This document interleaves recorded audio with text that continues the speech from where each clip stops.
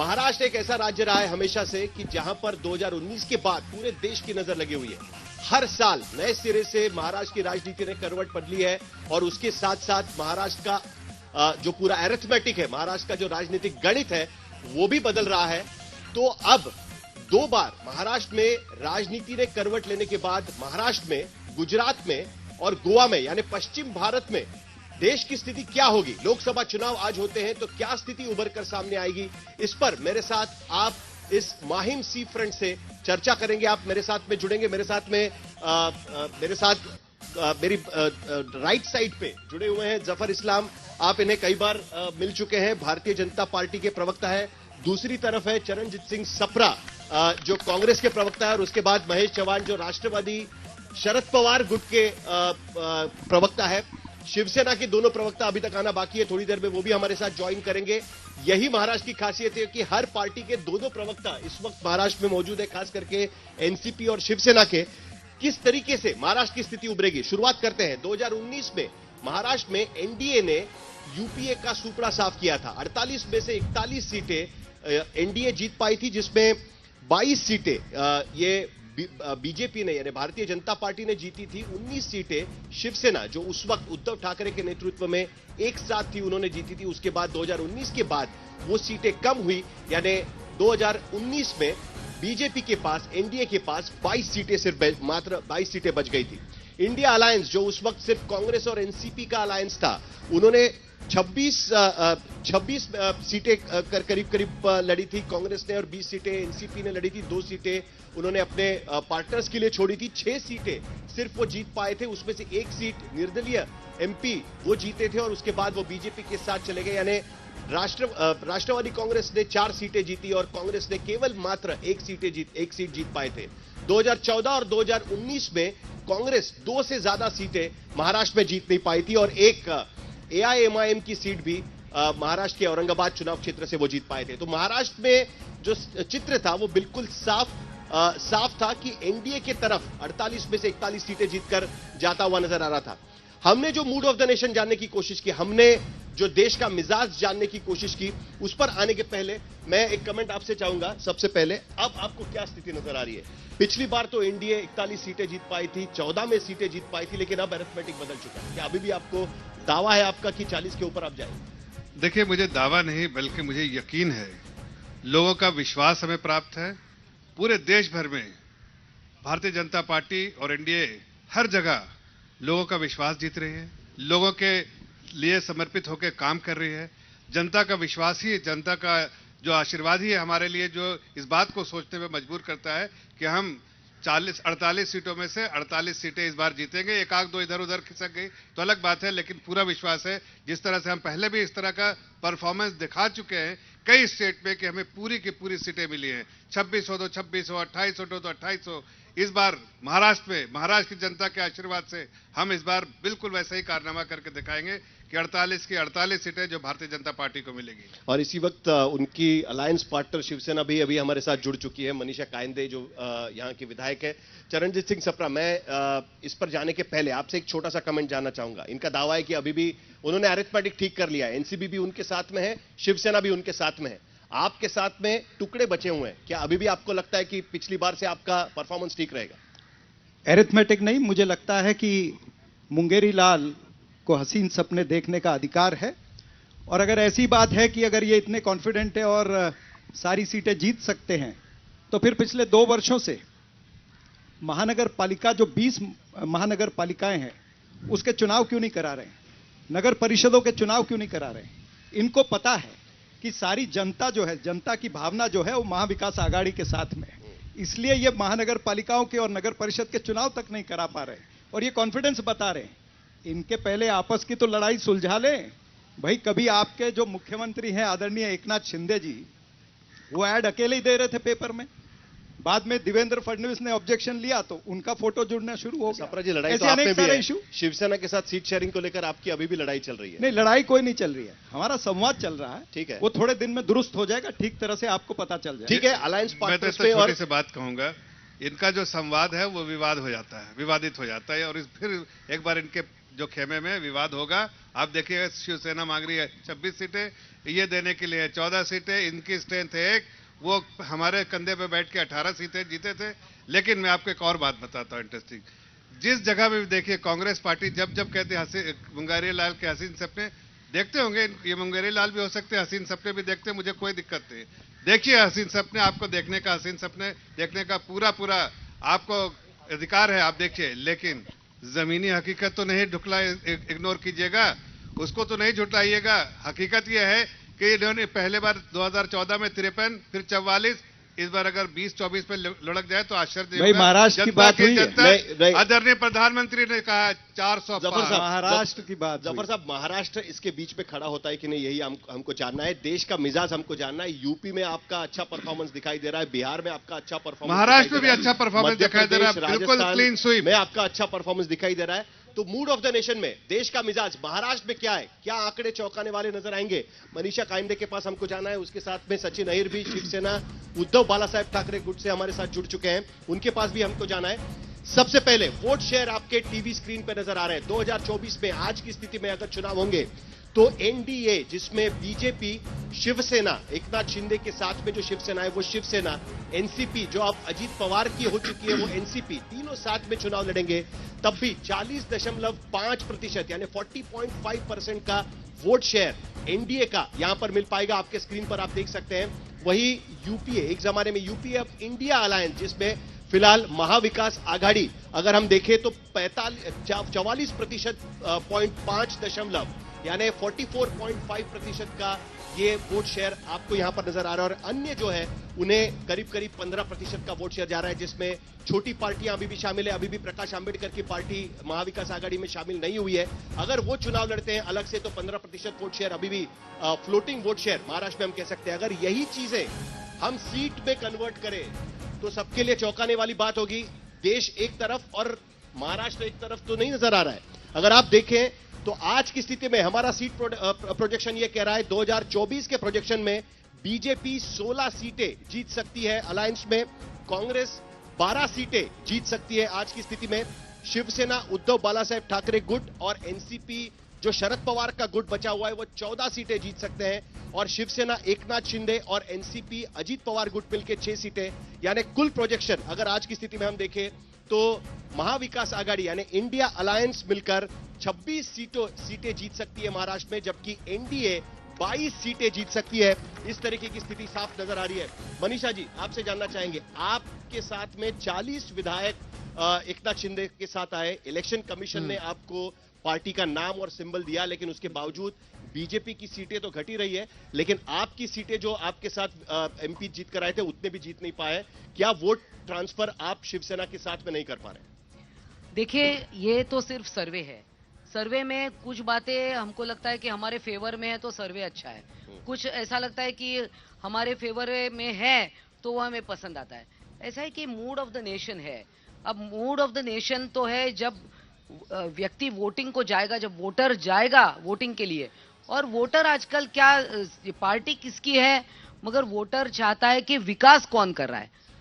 जो डेवलपमेंट जो 1.5 साल में महाराष्ट्र में हो, जो पूरा डेवलपमेंट रुका हुआ था, और आज लोगों को क्या चाहिए, नौकरियां चाहिए, लोगों को अच्छा इंफ्रास्ट्रक्चर चाहिए, अच्छे रोड्स चाहिए, अच्छे अस्पताल चाहिए, ट्रांसपोर्ट। अब जिस गति से इंफ्रास्ट्रक्चर मुंबई और महाराष्ट्र में बढ़ रहा है, समृद्धि महामार्ग हो, कोस्टल रोड हो, अटल सेतु हो, तो लोगों का मूड तो महायुति के साथ है और महायुति के साथ सभी है। अब कल अजीत दादा की पार्टी को भी पूरा सिंबल मिल गया, नाम भी मिल गया, तो ये डेमोक्रेसी का रिस्पेक्ट है। बट मनीषा जी, ये उसके बावजूद क्यों दिख रहा है? मैं कांग्रेस के पास जाने के पहले, हमने इससे पहले भी पोल किए थे और हमने जनवरी 2023 में ये प्रेडिक्ट किया था कि शिवसेना आपके साथ में आने के बाद भी आपको थर्ड पार्टनर की महाराष्ट्र में जरूरत पड़ेगी, क्योंकि तब 28 और 20 का फॉर्मूला नजर आ रहा था। 28 सीटें आपको, 28 सीटें महाविकास आघाड़ी को और 20 सीटें आपको नजर आ रही थी। वो बात सही निकली और अब भी आपकी स्थिति कुछ ज्यादा बदली नहीं है। अजीत पवार आने के बाद भी 2 ही सीटें आपकी बढ़ पा रही है। साहिल जी, आपका जो सर्वे बताता है, कांग्रेस जो है, जो बैसाखी पे चल रही है, उसको 12 सीटें मिल जाएंगी, 1 से 12 हो जाएगा। वो तो बैसाखी पे दौड़ रहे हैं। नहीं, दौड़ नहीं रहे हैं, ये आपके गलतफहमी है। ये आपकी गलतफहमी है। जनता समझती है 12 सीटें, जो 1 सीट नहीं पा रही थी, जो 2 सीटें 2014 में नहीं जीत पाई, वो आपको लग रहा है 12 सीटें जीतेंगे। देखिए, हकीकत, जमीन की हकीकत जानिए। जमीन की हकीकत है, जनता को विश्वास किस पे है? कांग्रेस पे है नहीं। हम तो कह रहे हैं 44 सीटें पिछले बार आई थी, 53 से 44, 44 से 24 आएगी। तो यहाँ आप जब दिखा रहे 12, मतलब पूरे देश भर में, मूड ऑफ द नेशन में कह रहे हैं कि 12 बाकी शहरों में 12 आएगी, 12 पूरे देश में और एडिशनल 12 सीटें आएंगी। हकीकत यह है कि चाहे महाराष्ट्र हो, चाहे देश का कोई कोना हो, कांग्रेस पार्टी को बैसाखी की जरूरत है। बैसाखी से अपने आप बलबूते पे खड़ी हो तो एक भी सीट नहीं, बैसाखी की वजह से एक आध सीट मिल जाए तो हो सकता है, एक आध सीट मिल जाए। मैं कह रहा हूं कि ऐसा नहीं, जीरो नहीं होगा। एक आध सीट बैसाखी की वजह से मिल जाएगी, सपोर्ट की वजह से। दूसरे के कंधे पर बैठ के जीत सकते एक आध सीट, ये आप कह रहे हैं जिस पार्टी के कंधे पे बैठे उससे ज्यादा सीट जीत जाएंगे, ऐसा नहीं होगा। हकीकत है कि जमीन में बिल्कुल कमजोर पार्टी है। इससे लोग कहीं ना कहीं दूर जाना चाहते हैं और ऐसी पार्टी के साथ जाते हैं जो डबल इंजन सरकार है, जो जनता के लिए काम करती है। लेकिन जैसा मनीषा जी कह रहे थे कि लोगों के लिए काम करते हैं, समर्पित होकर लोगों के लिए अपॉर्चुनिटी क्रिएट करते हैं। ठीक है, आप बैसाखी पर चल रहे हैं, लेकिन बैसाखी आप ठीक से संभल पाएंगे? क्योंकि आपका और शिवसेना का ठीक से जम नहीं रहा है। कहीं ना कहीं लोगों को लगता है जो नीतीश कुमार का हुआ उसी तरीके से, जो आप बंगाल में हम देख रहे हैं कि ममता बनर्जी कह रही है कि कांग्रेस अलायंस पार्टनर के रूप में ठीक से काम नहीं करती। क्या यही बात यहां पर भी नजर आएगी? आपके हाथ में खाना आ रहा है और आप मुंह पे नहीं लगा पाएंगे। ये पहले बता दें कि नीतीश कुमार बैसाखी है, या आप बता दीजिए चंद्रबाबू नायडू जिसको अमित शाह मिलने के लिए तत्पर है, क्या वो बैसाखी है? क्या अकाली दल को मिलने के लिए तत्पर है आप लोग, क्या वो बैसाखी है? क्या यहां पर जितने भी आप यहां वहां खेल कर रहे हो, ये ईडी सरकार है। ईडी के दो मतलब होते हैं, एक तो एनफोर्समेंट डायरेक्टरेट और दूसरा एकनाथ और देवेंद्र फडणवीस, ये ईडी सरकार है। तो ये ईडी सरकार महाराष्ट्र में किस तरह से चोरी की सरकार बनी है ये जनता जानती है, इसलिए आपका सर्वे इस तरह से आ रहा है। और सर्वे का सम्मान करना चाहिए, सर्वे का सम्मान करना चाहिए, क्योंकि सर्वे जो है वो बीजेपी के हिसाब से नहीं हुआ है। अगर बीजेपी के हिसाब से होता तो निश्चित रूप से आपकी सीटें ज्यादा आती है। जनता के हिसाब से सर्वे हुआ है महाराष्ट्र के अंदर, और ये भूमि जो है छत्रपति शिवाजी महाराज की भूमि है, शाहू फुले अंबेडकर की भूमि है। यहां की जनता जो है वो जानती है सत्य क्या है। सत्य के हिसाब से ये सर्वे के नतीजे आ रहे हैं और इससे सीटें बढ़ेंगी। मैं कह रहा हूं। मनीषा काइंदे इसका जवाब देगी। हमारे साथ संजय राउत भी दिल्ली से जुड़ रहे हैं, लेकिन उसके पहले सचिन अहिर से हम जानना चाहेंगे, क्या ये सिंपैथी वोट है आपके साथ में, या आपको लगता है कि सिर्फ अलायंस आपका सही चल रहा है, इसके वजह से आप इतनी सीटें जीत पाए? अभी भी कितनी सीटें एनसीपी और आप में से डिस्ट्रीब्यूट होंगी वो पता नहीं है, लेकिन फिर भी 14 सीटें आप दोनों में डिस्ट्रीब्यूट हो रही है। क्या आपको लगता है ये सिंपैथी की वजह से आपको मिल रहा है? नहीं, एक तो 2.5 साल जो हम लोगों ने साथ में मिलकर काम किया, और विशेष तौर के ऊपर कोविड में आदरणीय उद्धव जी को जो लोगों ने सराहा, देखा, एक कुटुंब प्रमुख इस नाते से देखने की भूमिका ली, और जिस तरह से उनको नीचे खींचने का काम दावपेच कर कर जो किया गया, इसके बारे में लोगों में रोष है, गुस्सा है, और मुझे लगता है ये नतीजे उसके कारण ही दिख रहे हैं। सिंपैथी एक व्यक्ति के बारे में होती है वो अलग बात है, लेकिन जब हम प्रैक्टिकल काम करने के लिए जाते हैं, लोगों तक जाते हैं, लोगों के सामने जो मुद्दे रखते हैं, लोगों के सामने जो मुद्दे को लेकर उनको आकर्षित करते हैं, ये राजनीतिक स्तर के ऊपर देखकर ही लोगों ने, मुझे लगता है, इस अलायंस को मान्यता देने का काम आपके सर्वे के माध्यम से किया। ऐसा अगर हम कहेंगे तो अलग बात नहीं होगी। ठीक है, मनीषा जी जवाब देंगी, उसके बाद संजय राउत के पास हमें जाना है। चरणजीत जी ने एक बहुत अच्छा मुद्दा उठाया कि लोगों के जो मैंडेट का सम्मान। अब ये लोगों ने जो मैंडेट दिया था वो शिवसेना भारतीय जनता पार्टी को मैंडेट दिया था, इसका डिसरिस्पेक्ट किसने किया? आप लोगों के पास जाते हैं, पैम्पलेट पे फोटो किसके है? माननीय नरेंद्र मोदी जी के, देवेंद्र जी के, उद्धव जी के फोटो साथ में है, और बाद में आप पलट जाते हो। तो ये लोगों ने तो आप पर विश्वास दिखाया था एज अ यूटी, बाद में आपने लोगों का मैंडेट ठुकरा दिया। तो 2.5 साल सत्ता की मलाई खाने के बाद याद आया? क्या तोड़फोड़ पसंद नहीं आई है लोगों को? नहीं, सुनिए, 2.5 साल सत्ता की मलाई खाने के बाद आपको याद आया? सत्ता की मलाई तो कोविड बॉडी बैग में हम देख रहे हैं। पहले क्यों नहीं याद आया मनीषा जी? जिन्होंने मलाई खाई है, सवाल ये महाराष्ट्र की जनता जानती है बॉडी बैग में कि 2.5 साल तक आप मलाई खाते रहे, 600 रुपए की बॉडी बैग आप 3,000 6,000 में बेचते हो, 6,000 में आप खरीदते हो। कोविड में खिचड़ी घोटाला, खिचड़ी का घोटाला, बॉडी बैग का घोटाला, ये लोग भूलेंगे नहीं। मनीषा जी, आज आप दिखा रहे हो मनीषा जी 2.5 साल में जो मुख्यमंत्री 2.5 घंटा भी 10 सेकंड बोल दीजिए, मुझे संजय राउत के पास जाना है। जाएंगे लोग। जी संजय राउत जी के पास आप जाइए, उनको भी ये पता है कि कांग्रेस का इतिहास है।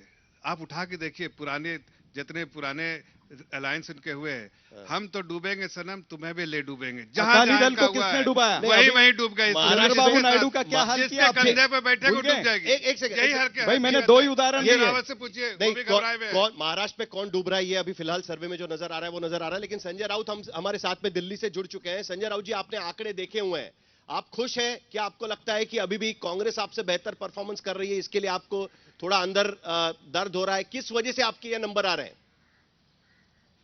देखिए, ये जो आंकड़ा है आंकड़ा गलत नहीं है। ये हमने पहले से तय किया है। महाराष्ट्र में 48 सीटें हैं, 48, और कांग्रेस, एनसीपी, शिवसेना, वंचित बहुजन आघाड़ी मिलकर हम कम से कम 35 सीटें हम जीतने जा रहे हैं। मुझे आपका सर्वे या आपके पास क्या आंकड़े हैं उस बारे में मुझे अभी अभी पता चल रहा है, लेकिन हमें पूरा विश्वास है महाराष्ट्र में हम कम से कम 35 सीट्स सभी हमारा जो गठबंधन है वो मिलकर हम जीतने जा रहे हैं। आज तक गवर्नमेंट नहीं, लेकिन कब गिरेगी? हमारे सर्वे के हिसाब से 10 से 12 मनीषा जी आपके पास आएंगे, हम लोग उनको बोलने दीजिए, उनके पास आपके पास भी आएंगे। 14 सीटें आप हमारे हिसाब से जीत रही है आप और एनसीपी, और 12 सीटें कांग्रेस जीत रही है। मेरा सवाल वही था, कांग्रेस का परफॉर्मेंस बेटर नजर आ रहा है आपसे। आप कह रही थी आप सबसे बड़ी पार्टी है, 23 सीटें आप मांग रहे हैं, कैसे होगा ये अलायंस आपका? प्रकाश अंबेडकर जी हमारे साथ रहेंगे। नहीं, किसी भी हालत में हमको प्रकाश अंबेडकर जी की जरूरत है, क्योंकि हमको ये जो हमारा जो एक टारगेट है, हमारा जो लक्ष्य है सीट जीतने का, वो प्रकाश अंबेडकर के जी के साथ ही पूरा हो जाएगा। अभी शिवसेना, राष्ट्रवादी कांग्रेस और कांग्रेस तीन मिलकर हम जरूर 30 के आगे जा रहे हैं, लेकिन हमको उनके आगे जाना है, 30-35 के आगे जाना है, तो हमको वंचित बहुजन आघाड़ी की जरूरत है। और हमें पूरा विश्वास है कि प्रकाश अंबेडकर जी ये लड़ाई में हमारे साथ रहने वाले हैं। हम एक ब्रेक लेना है, ब्रेक के पहले एक छोटी सी प्रतिक्रिया आपसे जानना चाहेंगे। वो कह रहे हैं कि 40 के ऊपर हम चले जाएंगे। देखिए, इसे कहते हैं मुंगेरी लाल के हसीन सपने। जब अब ये प्रकाश अंबेडकर जी, जिनको कांग्रेस नहीं चाहती है, जिनको और भी अलायंस पार्टनर इंडिया आघाड़ी के नहीं चाहते हैं, और उद्धव ठाकरे का गुट जो है तो प्रकाश अंबेडकर की बैसाखियां लेना चाहता है। अब ये चरणजीत सिंह को नहीं, इसका जवाब देना चाहिए। आपको किसने कहा कि प्रकाश अंबेडकर कांग्रेस को नहीं चाहिए? ये तो नई बात है। नई बात आप देखिए, आप कांग्रेस के वक्तव्य देखिए, आप कांग्रेस के वक्तव्य देखिए, कांग्रेस के लोग क्या कह रहे हैं। कांग्रेस के साथ तो उनके साथ बैठना नहीं चाहते। मत करिए यहाँ पर कोई स्टेटमेंट कांग्रेस का नहीं है। कांग्रेस के लोग प्रकाश अंबेडकर के साथ बैठना नहीं कांग्रेस की चाहते। सीटें बढ़ रही है, इसके लिए हमको तो दुख तो नहीं हो रहा है, अलायंस नहीं होगा, ऐसा कुछ नहीं है। हमारा गठबंधन जीतना चाहिए। इस गठबंधन के साथ जो भी रहे, हम कोई एक व्यक्ति देखकर या कोई पार्टी देखकर नहीं, हमारा लक्ष्य है कि कोई भी हालत में महाराष्ट्र में ये एक शुरुआत है। अभी तो ये झलक है, पिक्चर तो और बाकी है, पिक्चर बाकी है।